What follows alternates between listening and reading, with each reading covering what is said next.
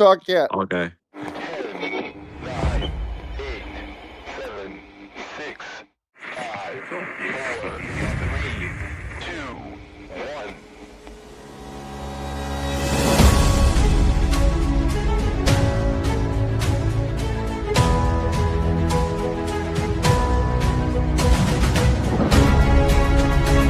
More that you can lean into your own personal discomfort, say what needs to be said in a non-offensive way, the more you make the world a better place.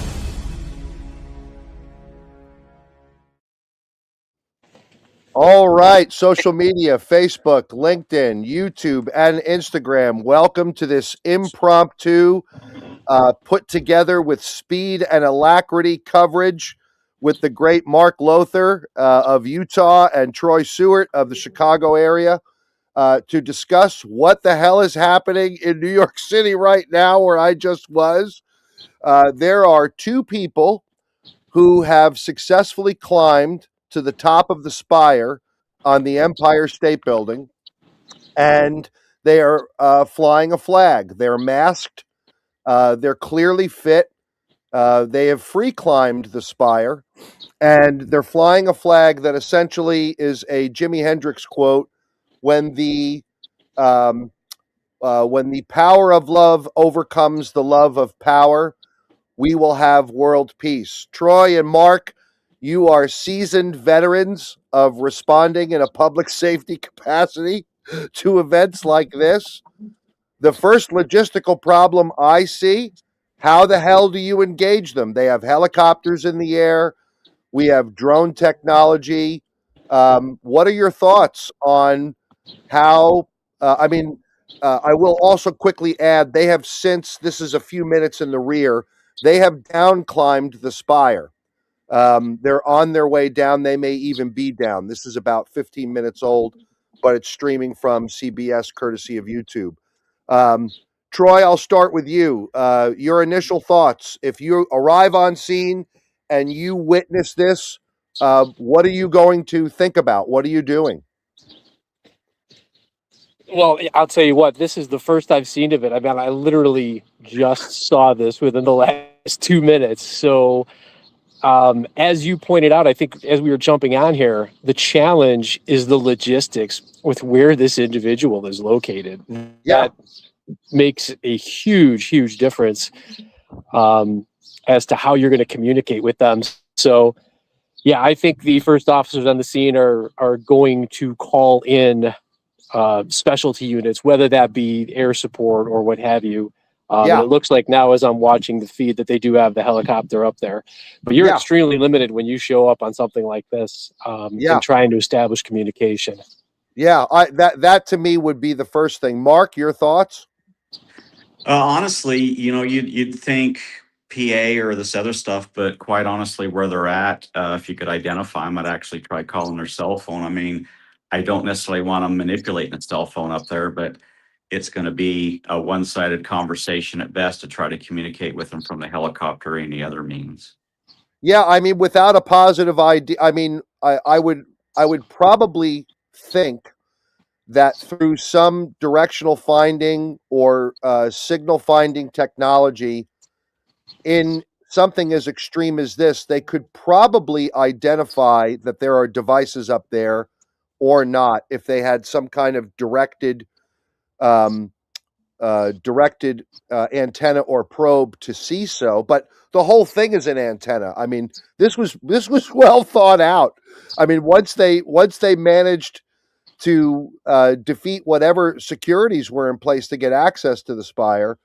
The next question, both of you raise very appropriately: how do you communicate? And as someone who has, spent a good bit of time in harnesses and on ropes in a rescue capacity, uh, and cherishing the skill set that we cherish in crisis de-escalation, I am like-minded with you. How the heck do you even get to engage these people? On the video, you can see that they're down climbing now, and they're free climbing. Um, they're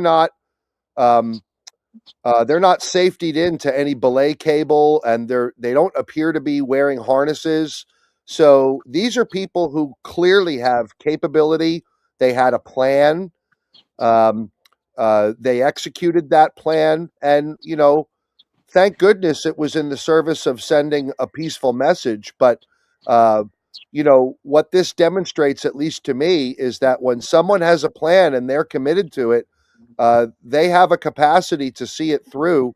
And if they think through the problem set, they can make what our work would be very, very challenging here. Have either of you communicated to a person in crisis through a drone, or I'm sure you've done it through the phone or through tablet, but has anybody, have either of you had any experience doing that? I do know that there are some drones that are outfitted with technology that allows a public address component. I never have, no. No, I never have either. What are your thoughts on the written word, or somehow um, getting language? Like let's play with this idea for a moment. If there were some kind of technology that allowed the helicopter a few hundred yards away to broadcast an initial message to these people on the spire, what would that be? Well, I can tell you what first comes to mind, but Yeah. uh, What uh, the hell are you doing? well, my actually, Andy, the two things, and maybe I've been doing this too long and I've got the dark mindset, but two concerns I would have, and the fact that they're wearing masks actually takes away one of those. But I would be a little bit concerned that this is possibly a public venue for suicide. Yep. But the fact that they're wearing masks, I don't know why you'd wear a mask if you ultimately planned on jumping.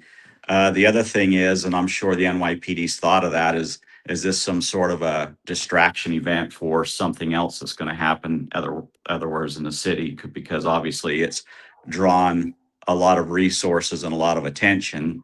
I mean, I'm not saying that that is the intent, but if I was the incident commander, that would certainly be crossing my mind. I wouldn't want to put all my eggs in one basket. I'd be prepared for possibly this being a distraction for something else taking place in the city. Yeah. And for those who are watching, there is a concomitant commercial running with the video. Troy, your thoughts? Yeah, I mean, I agree with what Mark said. And, you know, again, operating just out of the dark here and being thrust into this without a lot of background information, it would appear to me that the initial thoughts are that they're looking for publicity for whatever message it is that they want to send. As you said, they've kind of planned this out. They didn't just, get the flag and jump up there. So I think I don't want to jump to conclusions, but my first impression would be that they probably want as many people to see this as possible, and they probably want to draw it out as long as possible. And so whatever response that we're going to do has got to take that into consideration so that we're not making more of a spectacle than it needs to be, and that we That's a very interesting observation, Troy. I'm almost wondering if we're looking at someone who's willing to do something so publicly, to do something so visibly, what are we thinking about the psychology of that person?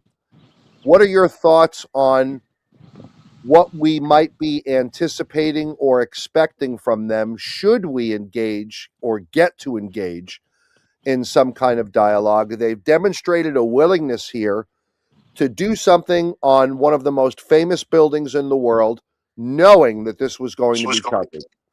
So, what do we think about that kind of person? What are the things that you think about in those milliseconds when you're trying to form a plan? Here's someone who is skilled, capable, defeated security, transgressed law and rules, physically climbed this structure, and now, in theory, if we had an opportunity to engage them, what are you thinking about in terms of this person, or are you trying to keep a completely open mind? Your thoughts, Mark? Yeah, I think they've got a message for sure. Is this obviously, they've drawn the attention of everyone, and I'm sure there's going to be plenty of press interviews and everything else. I'm sure they'll be taken into custody if they get down safely, but I'm sure they'll have a story to tell. I'm just curious what they're, what they're advocating for, or stuff like that, what their message is. And like I said, probably the most bizarre component of this is the masks thing, because unless they've somehow got paragliders on them and they're planning on jumping and somehow eluding law enforcement. I'm curious as to the purpose of the masks, but I'm Yeah, sure that they've got a message that they want to convey. yeah, that's a great question. Troy, what do you think these people are thinking? What kind of people do this? What are you thinking about in terms of their psyche and psychology? Your thoughts? Well, as you said, we have to keep an open mind, and I never want to jump to conclusions and have expectations, because so often having those expectations can lead us in the wrong direction to overlook things. But initial thoughts, it would appear as though these individuals are committed to getting a particular message across. Now, whether that is emotionally motivated, whether that is politically motivated, whether they had something in their personal life that did it, it could be a combination of all three. And if there was to be a conversation with the individuals, if they were up there for an extended period of time, that would be the kind of things that you were looking toward, to figure out what that motivation is that got them up there, and what it is that they're looking to get out of this. Would both of you be working with others on the response team to try to find out as much as possible that you can about these folks, so that you have as much intel and information that you can have when engaging them in dialogue? Oh yeah, absolutely. Whether they're standing on a freeway overpass or on top of the Empire State Building, I always, want to find out who I'm dealing with, and if I'm not, especially if I'm not able to communicate with them directly, find out who they are and why they're doing what they're doing today. Often in our training, we indicate that it's events like this that help people naturally uh, appreciate that they don't want to do anything to make something worse. They don't want to do anything to cause someone to be animated or escalated in their emotional arousal. That like circumstances like this, it almost becomes much easier to be gentler with someone who's engaged in this activity and lean into curiosity. Whereas when someone instead is presenting aggression or presenting high emotional arousal and we're the target of that, it might be easier to fall into an old pattern of pushback or conflict. So, in this particular case, if you let's get back to that question, what would be your initial salvo to these folks if you had a way of broadcasting your message to them? What would that be, Troy?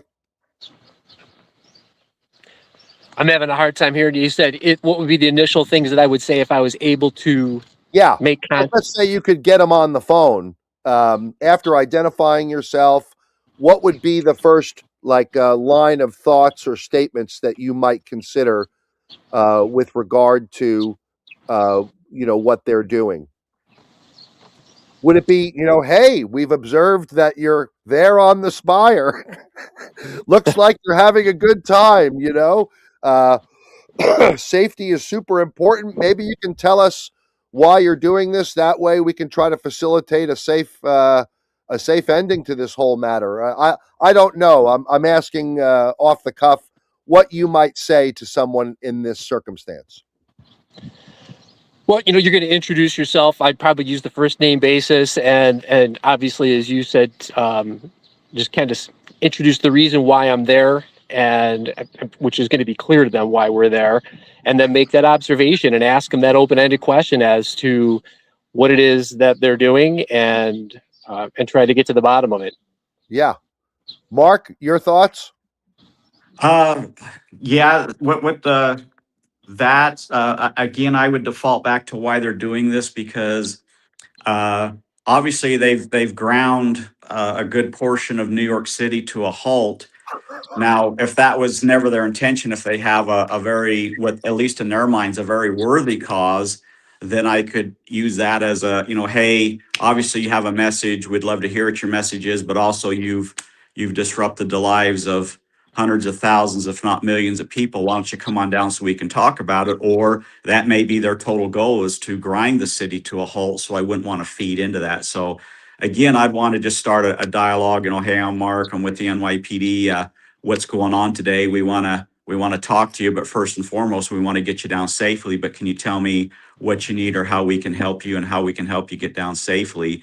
All the time, I would be doing everything in my power to find out who they are and why they're possibly doing this, so I don't feed into their cause. If their cause is to shut down the city, then I don't want to, reinforce that they've in fact done that.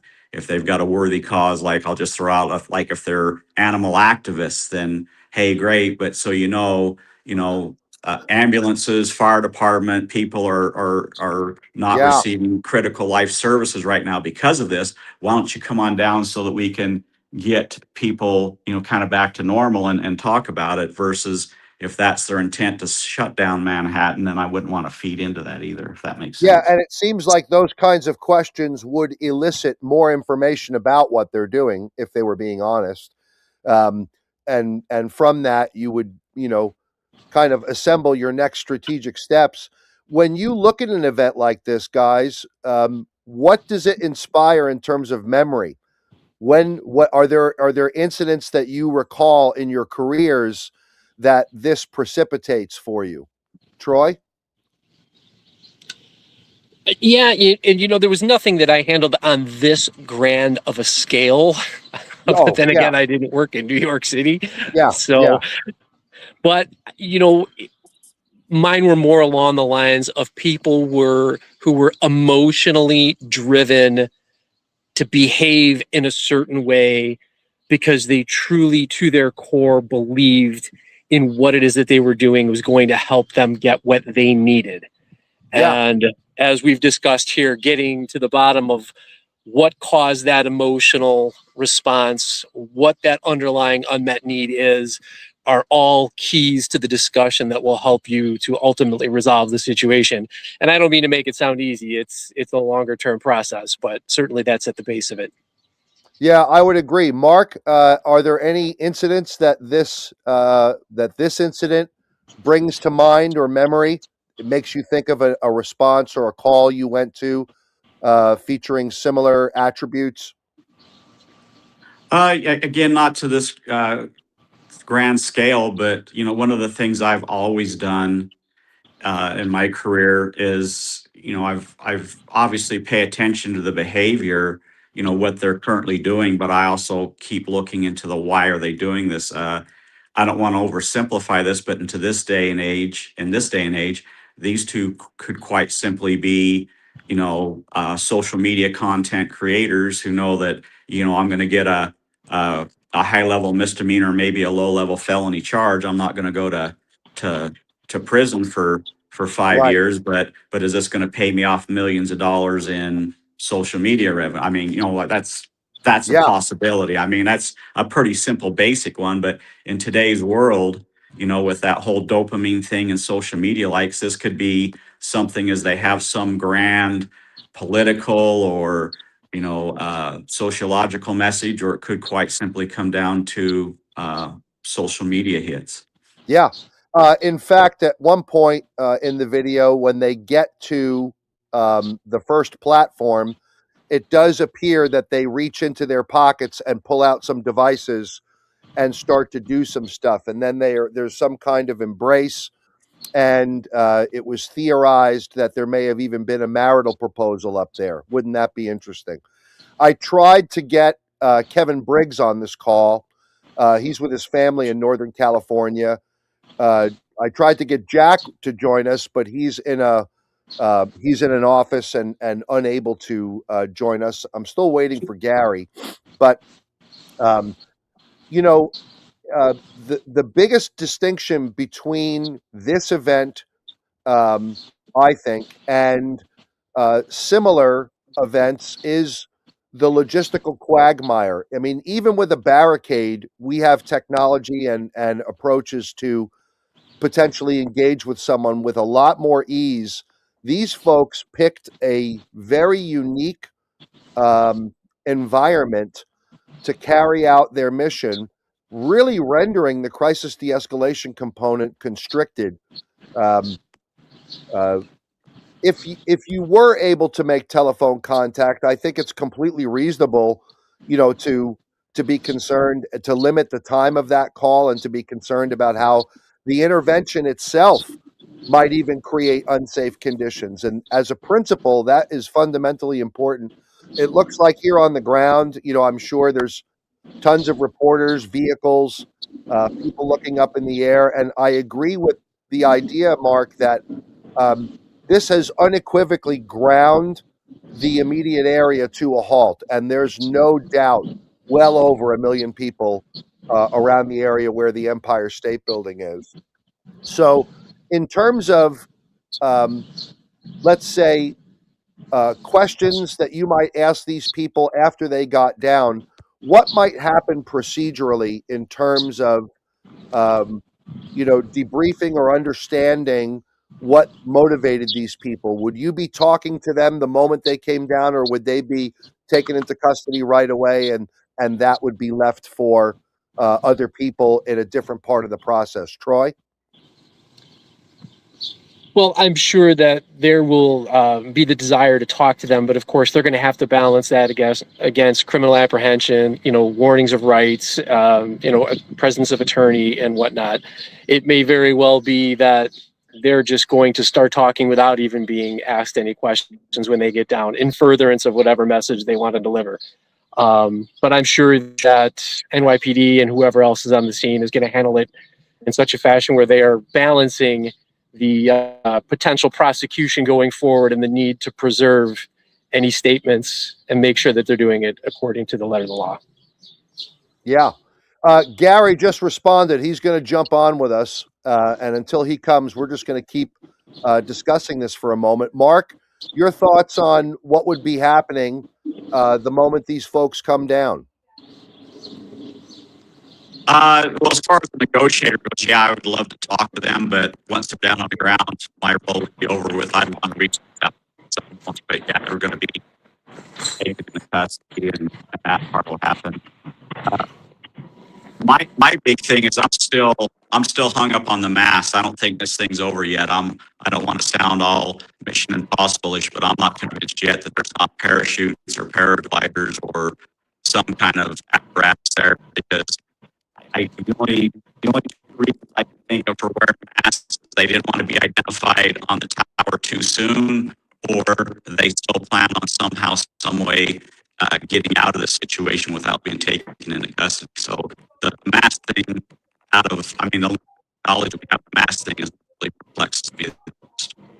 Yeah, I have to admit that when I saw that they were masked initially, that did not make me feel good. I was concerned about the motivation, the fact that they're wearing all black. Also, a kind of a milieu, a theme came about how I was feeling about it, and we are watching video that is a little in the rears. 20 minutes, maybe a little more. Hopefully, it hasn't emerged or resulted in what you just described, Mark. And I'm thinking of other occasions when people climb structures. This is the first time I've seen anybody masked doing that. Most of the time, they are unmasked. They want all of their senses.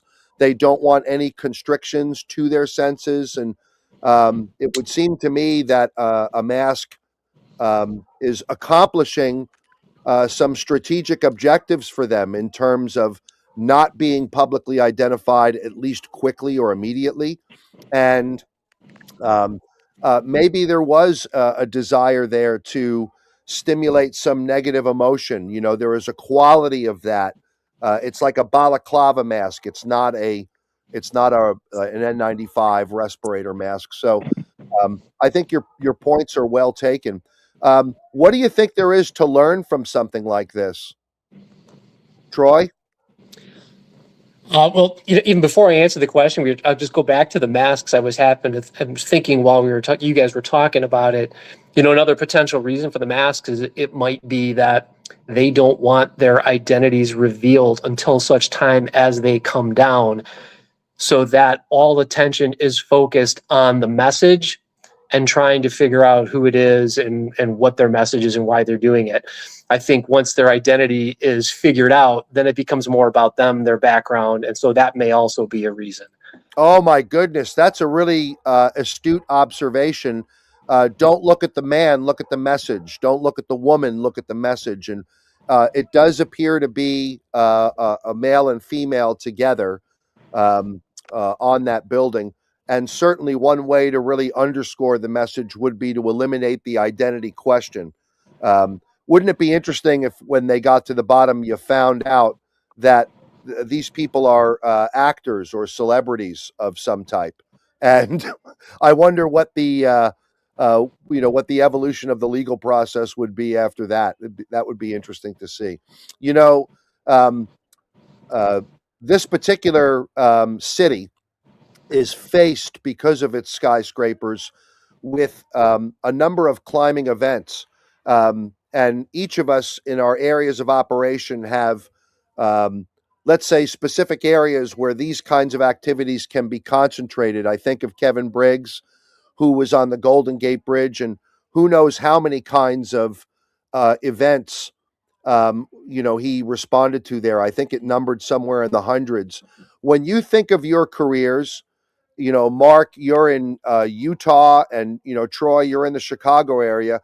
Were there particular areas when people wanted to engage in, let's say, attention-seeking behavior that you knew had higher risk or frequency than others because of the nature of the environment?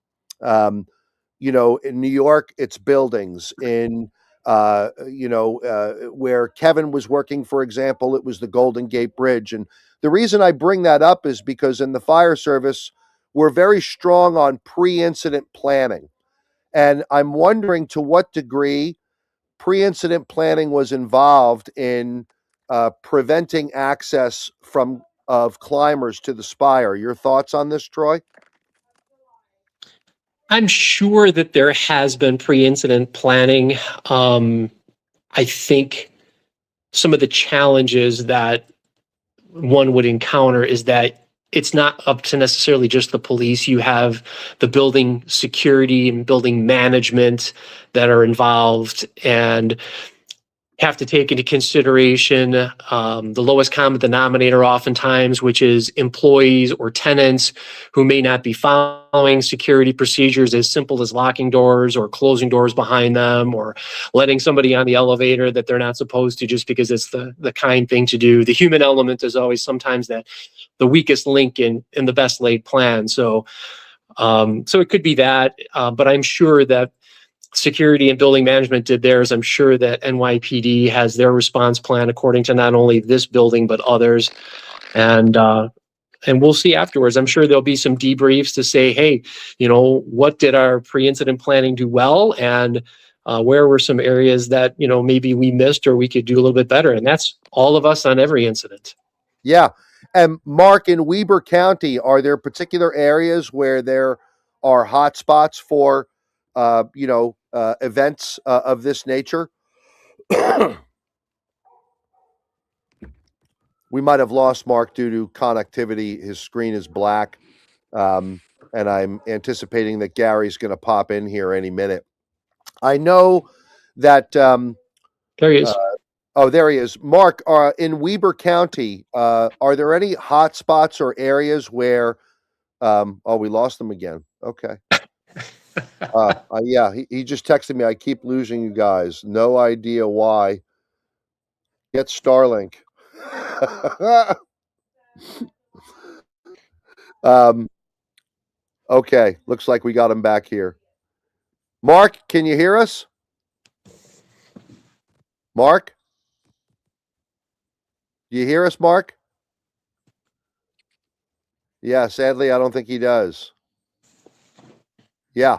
So I know that in some institutions, we're particularly concerned about use of the tier or tier I jumping. can't hear Uh, anything, Andy, so I'm just gonna disconnect.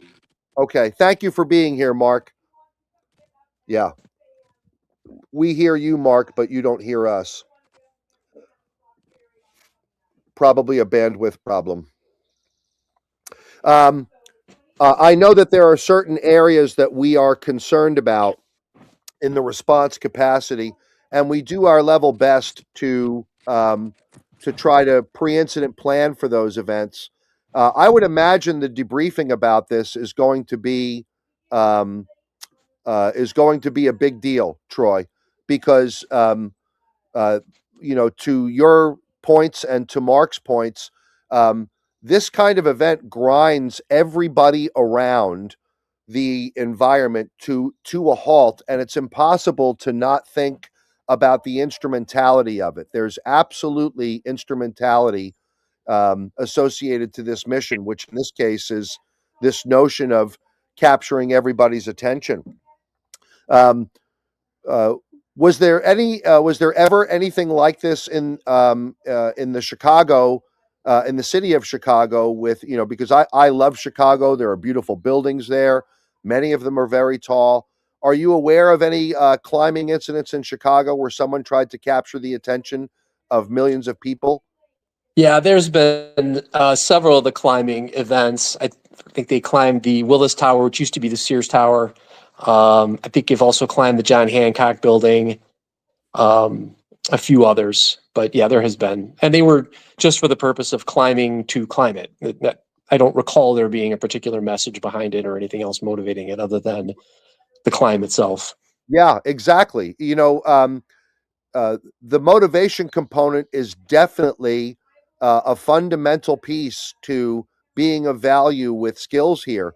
Why is somebody doing this? And those are incredibly reasonable and meaningful questions to ask, when it comes to the dialogue, but we certainly don't want the expedition of understanding why to interfere too much with the objective of getting them down.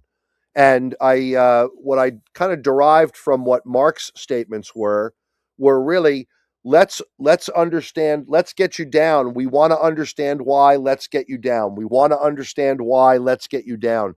It's like a fine tightrope walk between your mission objective as the responder and whatever the objectives are of the person in crisis. Your thoughts on that? Yeah, I agree. This is a situation where the responders don't have a lot of control over the individual because of the logistics here.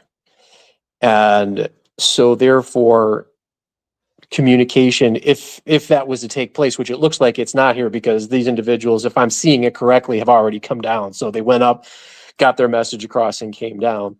But had this been a little bit more extended, yes, it would have been a bit of a challenge because you do have to balance that need to get them down safely, to resume traffic and life in the New York City area back to normal. But at the same time, Yeah, that you can't force it. So you have to get some influence. And in order to do that, you have to walk that tight line or that tightrope of understanding what their needs are. And they need to understand that they're not necessarily going to get everything they want. There's guidelines within which we have to operate here yeah. and coming to an agreement to get them down as quickly as possible.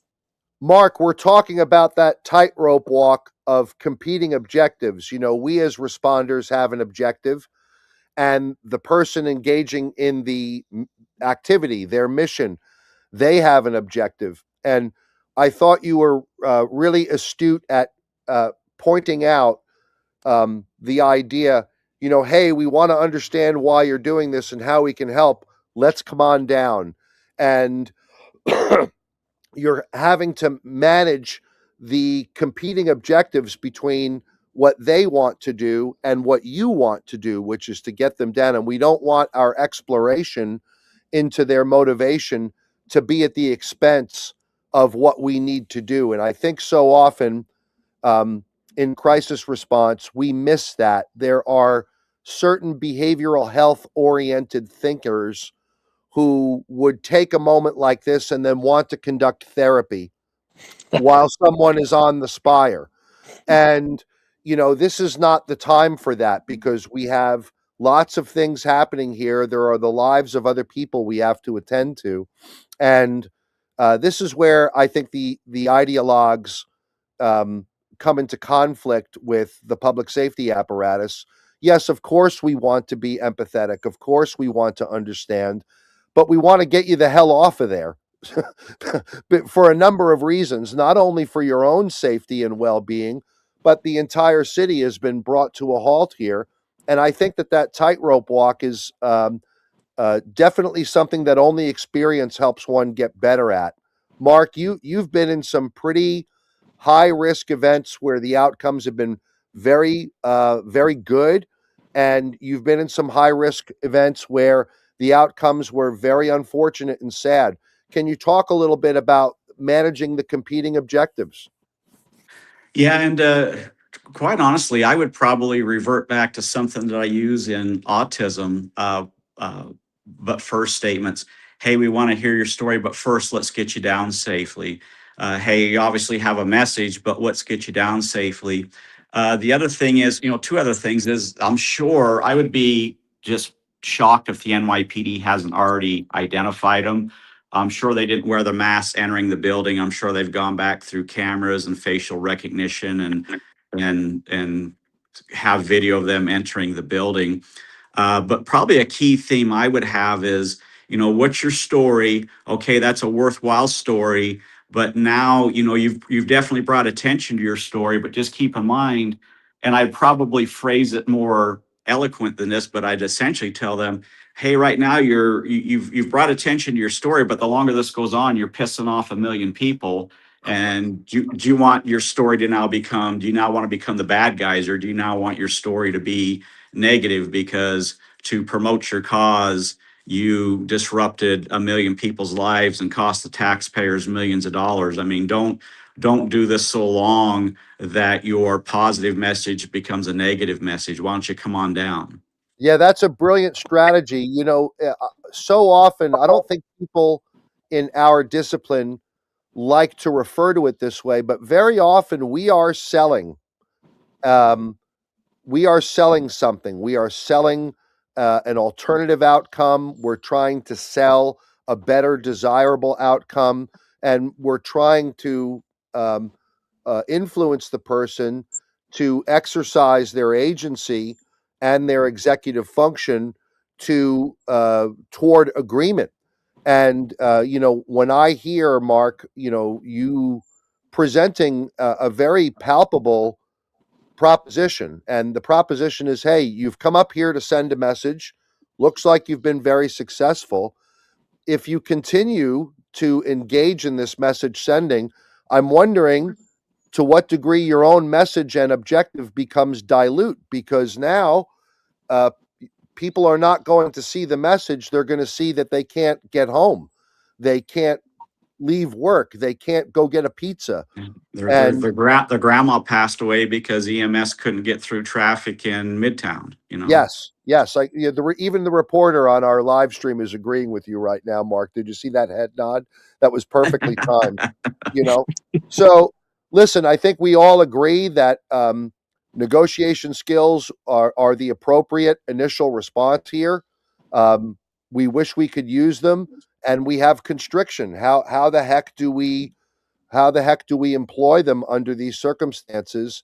Um, I would almost contend that even the written word, like trying to send paper planes from the helicopter to them on the spire, and I'm being funny about it, but they've really nullified the crisis de-escalation response here. They've done a really good job at setting the discourse of how they were going to be intervened upon, and it looks like the only way that intervention can occur is if they get down. I did try to get on this call my rope rescue instructor from many years ago. I did many classes with Doug, and so much of our work in exposure, whether it was towers or outdoor environments like ravines and cliffs and setting up offsets. I remember those exercises and trying to communicate with one another. And the only way that that works is with radio. The only way that people communicate with each other under those distant circumstances, and then you add to that wind noise, motor noise from helicopters, even a drone to some extent would be emitting some kind of noise. I would have to imagine that almost all of the things that we could do have been compromised here. Yeah, it would have been neat if Kevin Briggs could have joined us, because I'm a big fan of Kevin's, and I'd heard him present a couple times. We become friends before I ever had a chance to visit the Golden Gate Bridge. And he would verbalize, multiple times how difficult it is to communicate out there. And I was often like, well, how bad can it be? And then I had an opportunity. I was doing a presentation out in Oakland one time, and so I got to go to the Golden Gate Bridge. And when you're on each end of it, it's not too bad. But when you get out in the middle of it, I'm sure it's meteorological and geographical, but the wind is just howling out there. In fact, I thought my phone was going to blow out of my hands when I was trying to take a selfie. So, and that's not 1,000 feet in the air, that's in the middle of a bridge. So, yeah, definitely the communication aspect and being heard. And, you talk, I've had a lot of people say, well, use a bullhorn or a PA. Well, then it becomes a one-way conversation. You can send a message, but, you're sending a one-way message. Yeah, I mean, there's no doubt that the logistical problems that this presents are very unique, and it's certainly making me think. It's making me think about, under these kinds of circumstances, how the heck can we be of value here? And I would even imagine that the technical rescue people are completely hamstrung. Like, what precisely is it that we can do other than scale the spire ourselves? And they would not be free climbing it. They would be setting up anchor systems, belay systems. They are not going to free climb this thing the way that these people have. And yeah, I think the only way they would ever climb that, Andy, is to rescue them if they somehow become stuck. Sorry to interrupt you, but kind of an interesting concept. I got a really good friend, JD Bias, that retired from the Dallas Police Department. And one of the things they started, and I'm certainly not alluding that these people are suicidal, although the thought did cross my mind, but one of the things that they would encounter, particularly with people on bridges, but they always tried to offer them actually an escape route. So they just didn't give them their only option of either jumping or falling or being taken into custody. They would actually afford them an escape route with the intent of getting them into custody later. So I think short of these individuals becoming injured or trapped and requesting help, I just can't see issue ever shimmying up the pole to go after them. Yeah, I think we're all in agreement there. Well, listen, we've been at this for 43 minutes, so sadly, we're not going to be able to include Gary because we have to transition here. But gentlemen, I want to thank you so very much for your expertise and your feedback here. Troy, real quick, how do people get in touch with you if they want to learn more? They can contact me. The easiest way is troysiewert.com, TroySiewert.com. Great. And Mark, how do people get in touch with you? My email is probably best, mlowther, LOWTHER 66 @gmail.com. Okay, that's great. Gentlemen, thank you so very much. Really appreciate your expertise and commentary on this. Look forward to talking to you again. Thank you, Andy. Yeah. Take care. 10, 9, 8, 7, 6, 5, 4, 3, 2, 1.